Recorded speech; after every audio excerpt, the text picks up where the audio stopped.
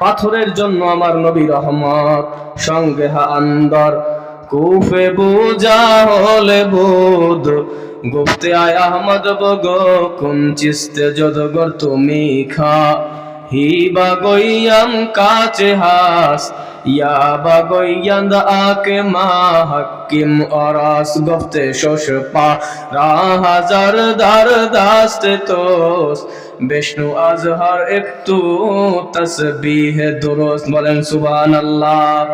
আমার নবী পাথরের জন্য কেমন রহমত। আবু জাহেল আল্লাহর পয়গম্বর দুইটা ব্যক্তির জন্য সব সময় দোয়া করতেন। এক নম্বর ওমর রাদিয়াল্লাহু তাআলা আনহু, দুই নম্বর আবু জাহেলের জন্য আল্লাহর নবী দোয়া করতেন, আল্লাহ ওমরকে আর না হলে আবু জাহেলকে আমার করে দাও। সুবহানাল্লাহ। আল্লাহ আবু জাহেলকে কবুল করে নাই, আল্লাহ তাআলা ওমর রাদিয়াল্লাহু তাআলা আনহুকে কবুল করেছেন। সুবহানাল্লাহ। আবু জাহেলকে এত ডাকলেন, এত দাওয়াত দিলেন, আল্লাহ আবু জাহেলকে কবুল করে নাই। আবু জাহেল হাতের মধ্যে 6টা পাথরের কঙ্কর নিয়া নবীর কাছে এসে বলে, পয়গম্বরের কাছে 6টা পাথরের কঙ্কর নিয়ে এসে বলে, হে মুহাম্মদ আমার ভাতিজা, যদি বলতে পারো আমার হাতের মুঠের মধ্যে কি আছে, তাহলে আমি তোমার কলেমা পড়ব, আমি তোমাকে নবী বলে স্বীকৃতি দিব, আমি তোমাকে নবী বলে মেনে নিব। যদি বলতে পারো আমার হাতের মধ্যে কি আছে। আল্লাহর নবী কয়, মুহাম্মদ সাল্লাল্লাহু আলাইহি ওয়াসাল্লাম বলেন, চাচা আমি যদি বলতে পারি আপনার হাতের মুঠের মধ্যে কি আছে, তাহলে কি আপনি সত্যি সত্যি কালেমা পড়বেন? আবু জাহেল কয়, হ্যাঁ সত্যি সত্যি আমি কালেমা পড়ে মুসলমান হয়ে যাব। সুবহানাল্লাহ। এরপর আল্লাহর নবী কয়, চাচা আপনার হাতের মধ্যে 6টা পাথরের কঙ্কর, দেখেন তারা তাসবিহ পাঠ করতেছে, লা ইলাহা ইল্লাল্লাহু মুহাম্মাদুর রাসূলুল্লাহ সাল্লাল্লাহু আলাইহি ওয়াসাল্লাম। দেখেন চাচা, আমি যে নবী, ওই পাথর সাক্ষ্য দিতেছে আমি যে শেষ জামানার পয়গম্বর, আল্লাহ তাআলা যে আমাকে পাঠিয়েছেন গোটা জগতের জন্য রহমত স্বরূপ। দেখেন 6টা পাথর কিভাবে সাক্ষ্য দিতেছে।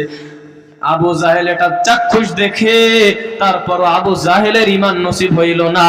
আবু জাহেল এই বলে চলে গেল যে মুহাম্মদ মস্ত বড় জাদুকর। নাউজুবিল্লাহ। এই জন্যই তো বললাম আমার নবী মানুষের জন্য যেমনি রহমত, গাছের জন্য রহমত, পাথরের জন্য তেমনি ভাবে রহমত। মানুষের মধ্যে আবার মুসলমান আছে না নাই? মানুষের মধ্যে মুসলমান আছে, হিন্দু আছে, বৌদ্ধ আছে, খ্রিস্টান আছে। আল্লাহর পয়গম্বর কি শুধু মানুষের মুসলমানের জন্য রহমত? না না, আমার নবী মুসলমানের জন্য যেমনি ভাবে রহমত, আমার নবী তেমনি ভাবে হিন্দুদের জন্য নবী রহমত। সুবহানাল্লাহ। হিন্দুদের জন্য আমার নবী যেমনি ভাবে রহমত, আমার নবী তেমনি ভাবে খ্রিস্টানদের জন্য নবী রহমত, খ্রিস্টানদের জন্য নবী যেমনি ভাবে রহমত, বৌদ্ধদের জন্য নবী তেমনি ভাবে রহমত। সুবহানাল্লাহ। এই জন্যই তো ইহুদি কাফেরেরা, বেঈমানেরা নবীজির চেহারার দিকে যদি তাকাইতো সাথে সাথে কালেমা পড়ে মুসলমান হয়ে যাইতো। সুবহানাল্লাহ। পয়গম্বরের চেহারার দিকে তাকাইলে ক্ষুধা নিবারণ হয়ে যাইতো। সুবহানাল্লাহ। একটা মায়া কাজ করত। আমার নবী কেমন মায়ার নবী, যে মায়ার নবী 63 বছর হায়াতের জিন্দেগি দুনিয়ার মধ্যে পেয়েছেন। আমার মায়ার নবী 63 বছর হায়াতের মধ্যে একটা মিথ্যা কথা বলে না। সুবহানাল্লাহ। আমার নবী জীবনে কাউকে একটা গালি দেয় না। আমার নবী 63 বছর হায়াতের মধ্যে নবীর দ্বারা কোনো ব্যক্তি কষ্ট পায় না। সুবহানাল্লাহ। এমনই একজন নবীর উম্মত আলহামদুলিল্লাহ আমরা হয়েছি। কেমন মায়ার নবী আমার! এই নবীজির মহব্বত অন্তরের মধ্যে পয়দা করার দরকার আছে না নাই? এই জন্যই আল্লাহর কাছে মাঝে মাঝে প্রার্থনা করা দরকার, আয় আল্লাহ মরণের আগে নবীজির মহব্বত নিয়া মরার তৌফিক দান করুক। বলেন আমিন। লা ইউমিনু আহাদুকুম হাত্তা কুনা হাব্বা ইলাইহি মিন ওয়ালিদিহি ওয়া ওয়ালাদিহি ওয়ান নাসি আজমাইন। আল্লাহর নবী কয় তোমরা ততক্ষণ পর্যন্ত কামেল মুসলমান হইতে পারবা না যতক্ষণ না পর্যন্ত তোমার মাতা পিতা, তোমার আহাল, তোমার সন্তান সন্ততি এবং এমনকি দুনিয়ার সব মানুষের চাইতে, তো এমনকি তোমার নিজের জীবনের চাইতেও বেশি আমি নবীকে মহব্বত না করিতে পারিবে। বলেন সুবহানাল্লাহ। অতএব নবীজির মহব্বত আমাদের অন্তরের হাসিল করার দরকার আছে না নাই? আল্লাহ তাআলা আমাদেরকে নবীজির মহব্বত জিয়ারত দান করেন, বলেন আমিন। নবীজির মহব্বত অন্তরে থাকা লাগবে। এই যে নবীজির আলোচনা হইতেছে, আল্লাহর নবী বলেন আমার আলোচনা যেইখানে হলো অথচ দুরূদ পড়িল না, তাহার নাক ধূলিসাৎ হয়ে যাক। রগিমা আনফু রাসূলিন যুকিরতু ইনদাহু ফালাম ইউসাল্লি আলাইয়া। আমার আলোচনা যেখানে হইল অথচ এই মজলিসের মানুষ দুরূদ পড়িল না, তাহার নাক ধূলিসাৎ হয়ে যাক। সকলে পড়ুন সাল্লাল্লাহু আলাইহি ওয়াসাল্লাম। দুরূদের অনেক ফজিলত। একবার যে ব্যক্তি দুরূদ পাঠ করবে আল্লাহ তাকে 10টা রহমত দান করে। বলেন সুবহানাল্লাহ। আনাস ইবনে মালিক রাদিয়াল্লাহু তাআলা আনহু قال আন্না নবিয়্য সাল্লাল্লাহু আলাইহি ওয়াসাল্লাম, হযরত আনাস ইবনে মালিক রাদিয়াল্লাহু তাআলা আনহু হতে বর্ণিত, তিনি বলেন নিশ্চয় নবী সাল্লাল্লাহু আলাইহি ওয়াসাল্লাম বলেছেন মান সাল্লা আলাইয়া সালাতান ওয়াহিদা। সুবহানাল্লাহ। যে ব্যক্তি আমার উপর একবার দুরূদ পাঠ করবে আল্লাহ তাকে 10টা রহমত দান করবে। সুবহানাল্লাহ। আহুত্তাত আনহু আশরু খাতিয়াত। একবার যে ব্যক্তি দুরূদ পাঠ করবে 10টা গুনাহ তার মাফ হয়ে যাবে। সুবহানাল্লাহ। আরফিয়াত লাহু আশরু দারাজাত। একবার দুরূদ পাঠ করলে আল্লাহর আদালতে 10 গুণ মর্যাদা বেড়ে যায়। সুবহানাল্লাহ। একবার দুরূদ পাঠ করলে 3টা ফজিলত কয়টা? একবার দুরূদ পাঠ করলে 10টা গুনাহ মাফ হয়, 10টা রহমত তার উপর অবতীর্ণ হয়, 10 গুণ মর্যাদা বেড়ে যায়। সুবহানাল্লাহ।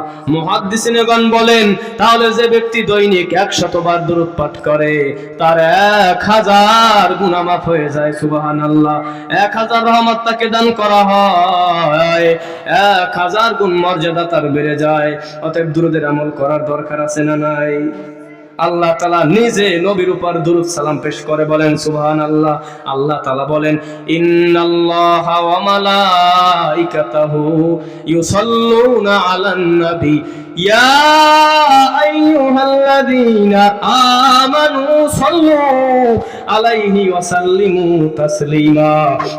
আল্লাহ তাআলা কয় নিশ্চয়ই আমি আল্লাহ আমার ফেরেশতা যারা আছে এদেরকে নিয়া ইউসাল্লুনা আলান নবী, নবীর উপর দুরূদ পাঠ করি। বলেন সুবহানাল্লাহ। ইয়া আইয়ুহাল্লাযীনা আমানু, অতএব ঈমানদার, সাল্লু আলাইহি ওয়া সাল্লিমু তাসলিমা, তোমরা নবীজির শানে দুরূদ ও সালাম পেশ করো। সুবহানাল্লাহ। আল্লাহর নবী বলেন ইন্না লিল্লাহি মালাইকাতান সাইয়্যাহিনা ফিল আরদি ইউবাল্লিগুনি মিন উম্মতি সালাম। সুবহানাল্লাহ। নিশ্চয়ই জমিনের মধ্যে আল্লাহ বিচরণকারী অসংখ্য ফেরেশতা রয়েছে যারা, যে ব্যক্তি আমি নবীর নিকট দুরূদ সালাম পেশ করে ওই ফেরেশতা আমি নবীর কানে কানে ওই দুরূদ সালাম পৌঁছাইয়া দেয়। সুবহানাল্লাহ। অতএব এই জন্যই দুরূদের অনেক ফজিলত। আল্লাহ তাআলা এই নবীজির আগমনের উপলক্ষে, নবীজির আগমনের মাস উপলক্ষে আল্লাহ তাআলা আমাদেরকে বেশি বেশি দুরূদের আমল করার তৌফিক দান করুন। বলেন আমিন। আখির দাওয়ানা, যতটুকু আলোচনা করেছি আল্লাহ তাআলা আমাদেরকে তদনুযায়ী আমল করার তৌফিক দান করুন। বলেন আমিন। আখির দাওয়ানা আনিল হামদুলিল্লাহি রাব্বিল আলামিন।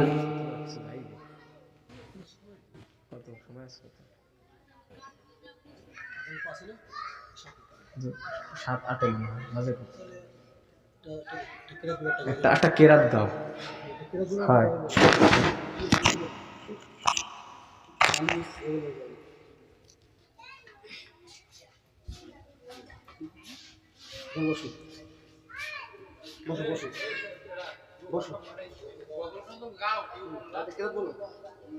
বুঝিয়ে